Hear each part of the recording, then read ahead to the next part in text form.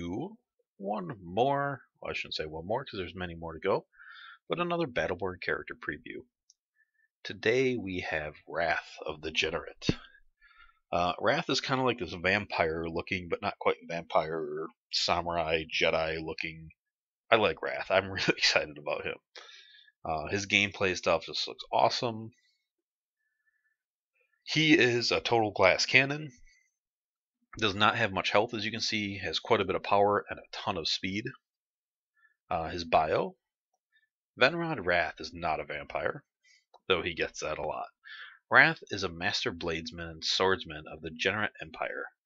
Once a member of the Keepers of the Blade, an elite guard of Empress Lenore, Rath is deeply focused on the art of battle, applying his 3 energy blades with lethal efficiency.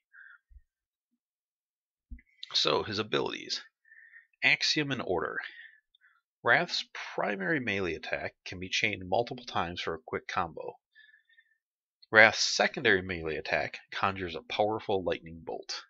Originally they had him like with a fast melee attack then be comboed, then a slow one, but it looks like they changed that for the lightning bolt, and I've seen images of that, or clips of that in videos. Which, we'll see how that lightning bolt plays out. I don't really know too much about that, how much damage it's going to do, what makes it different, what's the range on it.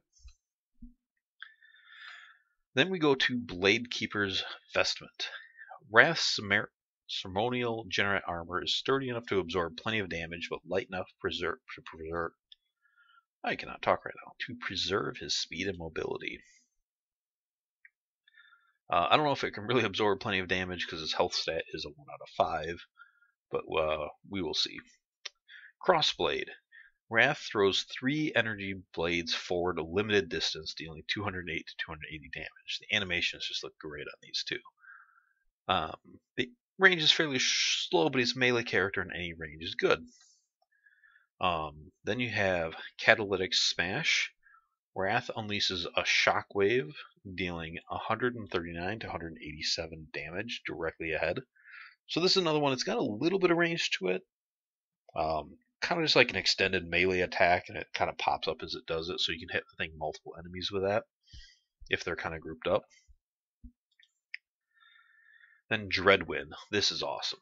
Rath spins in a whirlwind attack for 4 seconds, causing 41 to 68 damage per hit to enemies around him, and he spins fast, and the damage here can just soak up, or add up, incredibly fast. Genetic Siphon. When Rath damages an enemy's health, he steals health worth 10% of the damage from melee attacks and 10% of the damage from skill attacks. So basically, 10% of the damage you do, you heal back.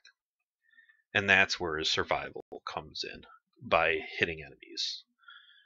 Much like going around with a Grog or Ruby in Borderlands. More like Ruby because that was 12% lifesteal. So, going down to his helix, you have phasing blades. Cross blades can pass through multiple enemies and damage them. That sounds really good. It does have limited distance, but you're going to be close in, and you do heal off all that, so the more enemies you hit, the more enemies you heal, the more damage you do. Sounds pretty good. Waveform Smash. The smash shockwave is shortened, but spreads out to the left and right. So, you know, you can potentially hit more enemies there if that's how you line them up. I like the phasing blades a little bit better on this tier, though. Shield Siphon. When Crossblade damages an enemy's shield, Rath's shield recharges the amount of damage dealt, 100% shield steal. I like that quite a bit. As a melee character, he's probably got enough damage. This will really help his life between life steal and shield steal. Even though it's only a crossblade, but that's pretty good. Parabolic Blade. When a crossblade is destroyed, new crossblades will spawn moving towards Rath. So I don't know if enemies can kill the crossblade, but I think that's just when it runs out its limited distance, then it comes back, so you could hit enemies twice with it. I don't know if it can come back and do self-damage to you, though, so that'll be interesting how that works. Terror from above allows Wrath to double jump. Movement augmentations are always great, so that's pretty good. Spin to win. Wrath's primary melee combo, finishing, spin fires twice at the end of the combo. That sounds like a pretty good addition to his DPS. So movement versus DPS there. Crimson Fastness, nice callback to Borderlands 1 there. When Wrath attacks with catalytic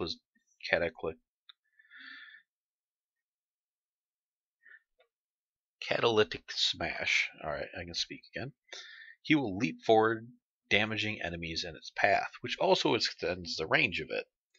So you get more damage and more range out of it. I like that a lot. Or the Flash, where it will blind enemies. So, more damage versus a debuff. Blinding, again. Blinding, slowdown, anything like that, great. Anytime, even better at melee, so they can't really hit you back as well.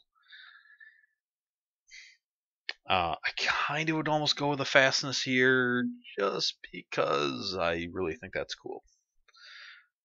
Nothing more than that. Skillful siphoning. The genetic siphon steals additional health when a skill deals damage to an enemy. This will be really cool, especially with Dreadwind, because there you're just right in their faces spinning around, and they probably won't be able to kill you in return. But between 3 skills, you'll be using them quite a bit. Not a vampire. Or you can steal additional health when attacking enemies with a normal melee strike. So this one's just going to depend on the cooldown rates. But with Dreadwind, that's tempting. Brutal Blades increases Crossblade's base damage plus 15%. Sounds good. Or double the shockwave length of catalytic. I cannot say that word. Of the smash. I'm just going to give up trying to pronounce that for today. I don't know here. That's tough. He has melee, increasing the range of, by doubling that shockwave and adding the jump to it with Crimson Fastness, you could really get some range in that thing and hit a lot of enemies. But just increasing your base damage, which also will increase your healing, is hard to pass up. Evasive maneuvers.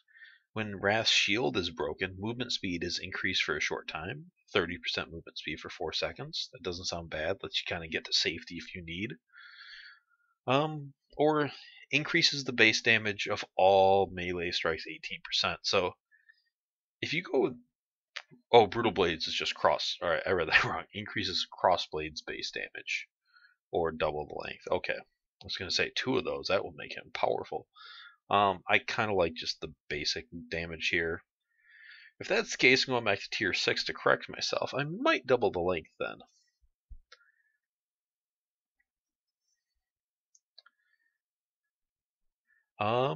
So moving on to tier 8. Energetic Projection. Doubles the effective range of crossblades. Alright, that's pretty tempting, because that's going to have a longer effect than the smash, and that gives you some more range to play with. And it might also just help you stay alive too, like just closing the gap. You hit an enemy with that, you get some health back as you close the gap to get them. Or reduce the cooldown. I think I would go the range on him as a gap closer.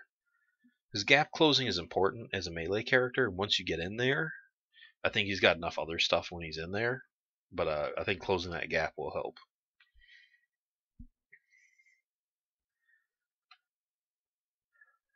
Soften target. Enemies hit by the smash will take more damage from crossblades for a short time, 35% more damage. That sounds pretty awesome. You go in there and smash and then finish them off with the crossblades and whip out your regular attacks. Or killing an enemy with the smash reduces Dreadwind's cooldown. I'd almost have to go with that because Dreadwind is so awesome. So, your capstones. Dreadheart grants movement speed boost to Wrath while Dreadwind is active, meaning you can get to more enemies and kill them faster. That's great. Or Desperate Assault. Damage dealt by Dreadwind is greatly increased while Wrath's shield is broken. Plus 15% extra damage while the shield's down. More damage versus more movement speed. This is a tough one. Chances are his shield's going to break while he's in there because you're just pressing up against enemies. But it's not guaranteed, so I guess that's going to take some playing with to see how it works. Wrath, he's one of the first characters we kind of saw, and he has looked very cool ever since that. I think he's one of the coolest animated characters. His abilities just look amazing on screen. He looks incredibly fun to play. I typically don't do a lot of melee characters in first-person shooters, but he has got me really excited. So let me know what you think about him in the comments below. And if you guys have not yet subscribed, please do so. Let me know what you think about Battleborn overall. Thanks for watching, and I will see you later. Bye.